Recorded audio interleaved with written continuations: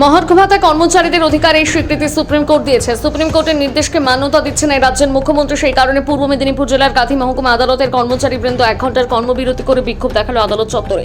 আদালত কর্মচারী সংগঠনের নেতৃত্বে অজয় কুমার জানা বলেন, এই মুখ্যমন্ত্রী কর্মচারীদের ন্যায্য অধিকার দিচ্ছে না। এই ন্যায্য অধিকার আদায়ের জন্য আইন এবং রাস্তায় আমরা থাকব।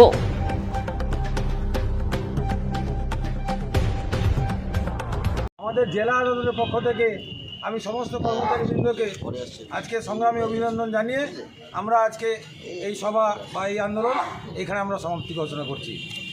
এবার সমস্ত কর্মচারীবৃন্দ এবং সকলকে আমার অভিনন্দন জানিয়ে দুটো কথা বলবো। সেটা হচ্ছে, আপনারা জানেন যে আজকে আমরা অত্যন্ত বেদনার সাথে আমরা এই আন্দোলন করতে বাধ্য হচ্ছি। যে রাজ্য সরকারের সাথে আমরা কাজ করি, সেই রাজ্য সরকারের চরম বঞ্চনার বিরুদ্ধে আজকে আমাদের পথে নামতে হয়েছে। আপনারা জানেন যে সুপ্রিম কোর্ট 25% আমাদের ডিএ অবিলম্বে মিটিয়ে দিতে বলেছে, কিন্তু আজকে মার্চ মাসের অর্ধেক হয়ে যাওয়ার পরেও এই সরকারের আমাদের ডিএ মেটানোর কোনো চিন্তাভাবনা নেই। শুধু তাই নয়, এরা আমাদের এই ডিএর অধিকারটাকে ছিনিয়ে নেওয়ার জন্য এরা সুপ্রিম কোর্টে গিয়ে 200 পাতার এরা রিভিশন ফাইল করেছে। তারা কোটি কোটি টাকা খরচ করছে সুপ্রিম কোর্টে নিজের কর্মচারীর বিরুদ্ধে কেস করার জন্য। এই সরকার এক প্রতারক সরকারে পরিণত হয়েছে।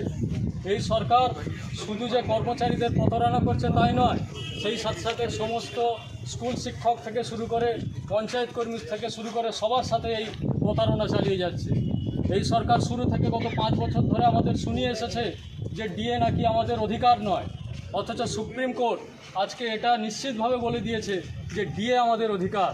শুধু তাই নয়, এই ডিএ আমাদেরকে মেটাতে হবে অল ইন্ডিয়া প্রাইস ইন্ডেক্স অনুযায়ী, সেটাও সুপ্রিম কোর্ট বলে দিয়েছে।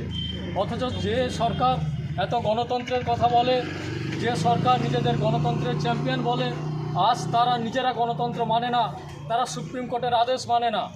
নিচ থেকে স্যাট থেকে হাইকোর্ট থেকে শুরু করে আজ পর্যন্ত 7টা কেসে এই সরকার হেরেছে। 7 বার কর্মচারীদের কাছে এরা হেরেছে। তারপরে ওদের ন্যূনতম লজ্জাটুকু নেই। এরা আজও আমাদেরকে কিভাবে আমাদের বঞ্চিত করা যায়, আমাদের সাথে কিভাবে আরও প্রতারণা করা যায়, সেই চেষ্টাই এরা করে চলেছে গত 7-8 বছর ধরে।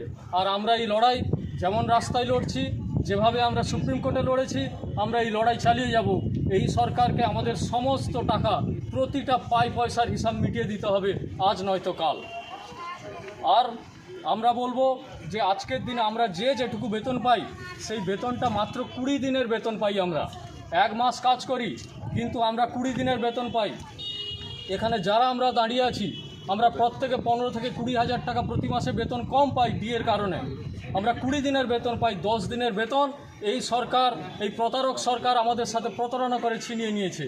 এবং আমি আতঙ্কিত যে আগামী দিনে এই সরকার যদি আবার ফিরে আসে, আগামী 5 বছর ধরে এরা আবারও এইভাবে আমাদের সাথে বঞ্চনা চালিয়ে যাবে।